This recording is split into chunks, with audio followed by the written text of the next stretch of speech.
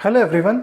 किसी भी कंपनी के लिए क्रूशियल एलिमेंट होता है उसका बिजनेस प्लेटफॉर्म, लेकिन उसके अलावा उसको जो है फैसिलिटेट करने के लिए, फंक्शन करने के लिए कई सारे दूसरे टूल्स की भी ज़रूरत पड़ती है, जिसमें से एक आपका लॉजिस्टिक्स भी शामिल है। और इसी चीज़ के लिए कई सारे ऐसे इंडियन स्टार्टअप्स हैं जो कि कंपनीज़ को जो शिपमेंट से रिलेटेड टूल्स हैं वो प्रोवाइड करवाते हैं, जिसमें से एक आपका एक्सप्रेस बीज भी शामिल है। एक्सप्रेस बीज जो है कई सारे कंपनीज जैसे कि फ्लिपकार्ट हो गया, रिलायंस हो गया, पेटीएम हो गया या फिर स्नैपडील हो गया, उनको लॉजिस्टिक सर्विसेज प्रोवाइड करवाता है। इसके साथ ही वो जो है रिवर्स लॉजिस्टिक्स भी ऑफर करता है, रियल टाइम ट्रैकिंग और मल्टीपल पेमेंट कलेक्शन ऑप्शंस भी इन कंपनीज को प्रोवाइड करवाता है। तो आज के इस ब्रांड स्टोरी में हम इंडिया की leading logistic service provider startup express बीज की ही बात करेंगे, उसकी जर्नी के बारे में थोड़ा सा बात करेंगे, इनके फाउंडर्स की बात करेंगे, लॉजिस्टिक्स इंडस्ट्री में कितनी कैपेबिलिटी है इंडिया में उसके बारे में, और इससे रिलेटेड कुछ इनसाइट्स भी आपके साथ में शेयर करूंगा। एक्सप्रेस बीज की शुरुआत साल 2015 में अमिताभ साहा और सुपम महेश्वरी ने की थी, जहां पे उनके पास एक्सक्लूसिव ट्रांसपोर्टेशन और डिलीवरी फ्रेमवर्क मौजूद है। इसके वजह से कंपनी जो है वैरायटी ऑफ लॉजिस्टिक्स सर्विसेज आपके लोकली और ग्लोबली ऑफर करती है। एक्सप्रेस बीज ने अपने जितनी भी सर्विसेज है उसको अलग अलग नाम दिए हुए हैं, जैसे कि ई कॉमर्स लॉजिस्टिक्स हो गया, एक्सप्रेस कार्गो हो गया, क्रॉस बॉर्डर लॉजिस्टिक्स हो गया, फुलफिलमेंट सर्विसेज हो गए। इसके साथ ही एक्सप्रेस बीज के पास one of the most cutting edge technology और रिवर्स लॉजिस्टिक्स मौजूद है, जिसके वजह से एक्सप्रेस बीज जो है कस्टमर्स की जितनी भी नीड्स है उसको टाइमली डिलीवर करते हुए फुलफिल भी करती है। ऐसा नहीं है कि सुपम और अमिताभ कोई ऐसे एंथुजियास्टिक एंटरप्रेन्योर्स थे जो कि सिर्फ एंटरप्रेन्योरशिप जर्नी अपनी स्टार्ट करना चाहते थे। मैं आपको बता दूं कि इससे पहले उन्होंने कई सारे दूसरे स्टार्टअप्स करके भी उनको सक्सेसफुली ग्रो किया है। एग्जाम्पल के तौर पे जो सुपम है, उन्होंने सबसे पहले firstcry.com को 2010 में शुरू किया था। सुपम ने फर्स्ट क्राई के अलावा ब्रेन वीज़ा टेक्नोलॉजीज़ को यहाँ पे को फाउंड किया था, और उसके जो है साल 2000 से लेकर 2009 के बीच में सीईओ भी रह चुके हैं। वहीं पे अगर बात करें अमिताभ साहा की, तो वो भी firstcry.com के को फाउंडर हैं, जहाँ पे उनके पास भी 17 साल से ज़्यादा का जो है सेल्स और ऑपरेशन में एक्सपीरियंस है। और अगर बात करें फर्स्ट क्राई की, तो कंपनी के पास आज के टाइम पे 5000 से ज़्यादा एम्प्लॉयज़ भी यहाँ पे मौजूद है। एक्सप्रेस बीज का यहाँ पे विजन और मिशन ये है कि जितने भी एक्सपोर्ट और इंपोर्ट सर्विसेज हैं उनके लिए अपने आप को बेस्ट लॉजिस्टिक्स सॉल्यूशन के तौर पे यहाँ पे इवॉल्व करना। जहाँ पे जो एक्सप्रेस बीज की टैगलाइन है वो टैगलाइन ही आपकी है डिलीवरिंग हैप्पीनेस। एक्सप्रेस बीज का जो बिजनेस मॉडल है वो आपका B2B और B2C मॉडल में काम करता है, जहाँ पे जो आपका B2B बिजनेस मॉडल है उसमें एक्सप्रेस बीज जो है बाकी की कंपनीज और ऑनलाइन मार्केट्स को यहाँ पे अपनी सर्विसेज प्रोवाइड करवाती है। इसके साथ ही जो B2C ई कॉमर्स मॉडल है उसमें एक्सप्रेस बीज जो है एंड कस्टमर्स को गुड्स यहाँ पे सेल करती है। वहीं पे अगर एक्सप्रेस बीज के रेवेन्यू की बात करें तो उनका जो मेजर सोर्स ऑफ रेवेन्यू है वो आपके फुलफिलमेंट सर्विसेज से आता है, जिसमें आपका वेयर हाउसिंग और ट्रांसपोर्टेशन भी शामिल है। एक्सप्रेस बीज ने जब अपनी शुरुआत की थी तो शुरुआती में महज वो हर दिन सिर्फ 5000 शिपमेंट्स को ही यहाँ पे हैंडल करते थे, लेकिन वही आंकड़ा वक्त के साथ बदला है और आज के टाइम पे एक्सप्रेस बीज जो है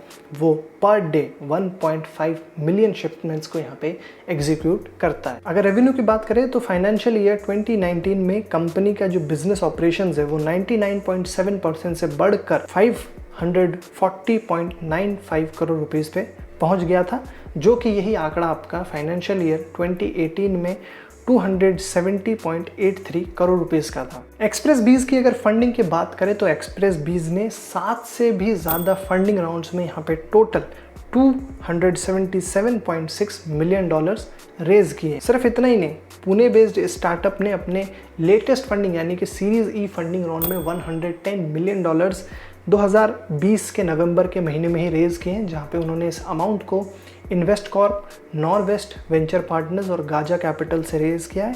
वहीं पे इस नए राउंड के बाद एक्सप्रेस बीज की टोटल वैल्यूएशन है वो बढ़कर 350 मिलियन डॉलर्स की हो चुकी है।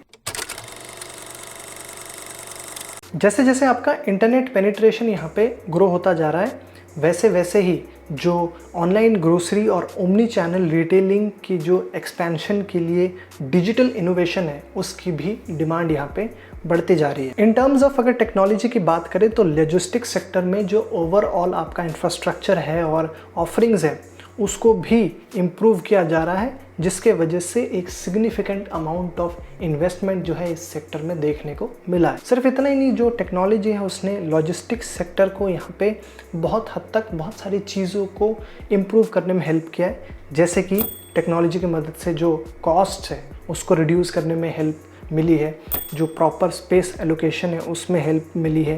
इसके साथ ही जो आपकी speed of delivery of goods है उसको एक्सेलरेट करने में, और जो आपके कस्टमर के रिक्वायरमेंट्स हैं नेशन वाइड उसके लिए एक एफिशिएंट ट्रांसपोर्टेशन सिस्टम को यहाँ पे बिल्ड करने में भी टेक्नोलॉजी का बहुत बड़ा हाथ रहा है। एक्सप्रेस बीज ने भी यहाँ पे टेक एम्पावर्ड सॉल्यूशंस और एआई सॉल्यूशंस के ऊपर वो हेवीली यहाँ पे इन्वेस्ट कर रहे हैं, ताकि जो कस्टमाइज्ड लॉजिस्टिक्स सर्विसेज है उसको यहाँ पे ऑफ़र किया जा सके, जिसमें आपका कई सारे रेंजेस शामिल है, जैसे कि collection and storage of goods इसमें शामिल है। उसके बाद उसको ट्रांसपोर्ट करके डोर स्टेप डिलीवरी करना, और जो प्रेडिक्टिव एनालिटिक्स है वो भी इसमें आपका मौजूद है। और शायद यही वो रीज़न्स है जिसके वजह से एक्सप्रेस बीज जो है अपने जितने भी ऑपरेशंस हैं उनको स्ट्रीमलाइन कर पा रही है, एक बेटर कस्टमर रिलेशंस यहाँ पे बना पा रही है, और जितनी भी इनएफिशिएंसीज है उसको भी बहुत जल्दी तरीके से सॉल्व भी कर पा रही है।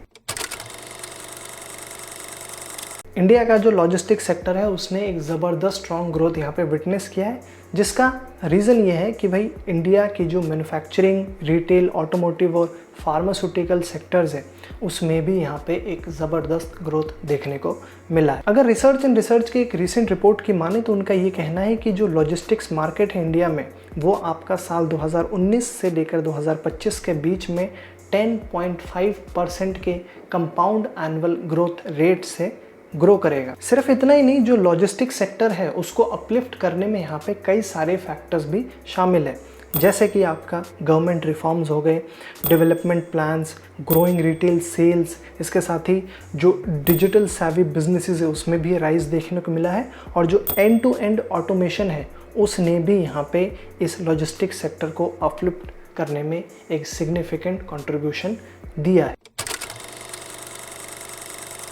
आज के वक्त में इंडिया में जो आपका लॉजिस्टिक्स सेक्टर है वो इकलौता 40 मिलियन से ज़्यादा लोगों को जो है यहाँ पे एम्प्लॉय करता है, और बोला जा रहा है कि ये जो आंकड़ा है वो आपका बढ़ेगा, जिसके वजह से साल 2022 तक ये जो आपका लॉजिस्टिक्स सेक्टर है वो one of the largest job creators बन जाएगा। लॉजिस्टिक्स सेक्टर में एक जो रैपिड ट्रांसफॉर्मेशन देखने को मिला है उसके वजह से जो आपके स्किल्ड वर्कफोर्स है वो यहाँ पे बहुत ज़्यादा क्रिटिकल बन जाती है। वहीं पे अनुमान तो ये भी लगाया गया है कि आने वाले 10 सालों में इंडिया में जो लॉजिस्टिक्स इंडस्ट्री है उसको इकलौती यहाँ पे 25 से लेकर 30 million additional skilled man power की भी ज़रूरत पड़ेगी। मतलब ये है कि अगर इसको हम एम्प्लॉयमेंट पर्सपेक्टिव से देखें तो जो B2B और B2C सेगमेंट है उसमें एक ह्यूज पोटेंशियल मौजूद है, जहाँ पे एक ज़बरदस्त पूल ऑफ टैलेंट की यहाँ पे ज़रूरत पड़ेगी, ताकि जो न्यू डिलीवरी इकोनॉमी है उसकी जितने भी नीड्स हैं